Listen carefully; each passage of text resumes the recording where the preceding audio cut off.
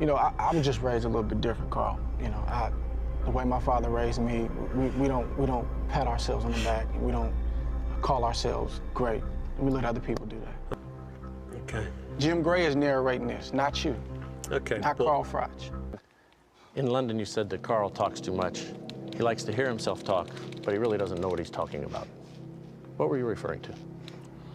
Well, I think he gives himself too much credit. I think that it's too premature to call yourself a legend. If you want to call yourself great, then, you know, that's up to you. He's built up to be invincible, and no man is invincible. Any man can be knocked out. I've watched closely, and because I don't speak out on these things, sometimes they're not, you know, people think that I'm aloof or that I'm not paying attention, but, you know, I saw the real Buzz, Carl Froch, 2 times in that fight. I saw Robert McCracken, who I respect and believe is a really good trainer, pleading with Carl in the corner, mate, please don't blow this fight. I saw Carl on his knees prior to the fight with Darrell, hoping for a victory in his hometown. But then he gets up and he says, oh, that was a piece of cake, that was a cakewalk. But, you know, I've watched closely, and I saw Kessler. He caught me with a shot in round 10 on my back foot, but it didn't hurt me, it didn't rock me. Well, I mean, again, that remains, you know, hey, you can tell us better than we know. Jermaine Taylor put me over, but he didn't hurt me. Well, I mean, let him tell he's never been hurt. But that's the definition of getting hurt. Just say this, Carl, like I told you before, man.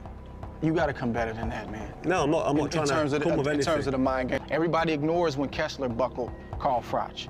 And it's not a knock because it happens. This is professional boxing. But he gets the tag of granite chin.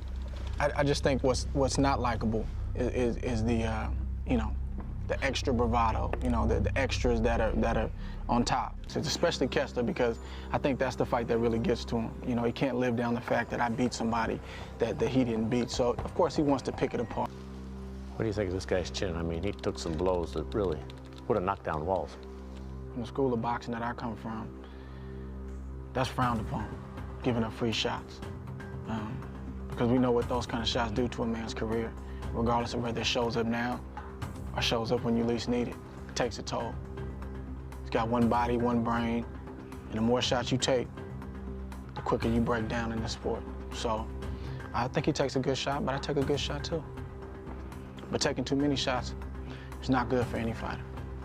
I'll second that. And that's not really the reputation you really want.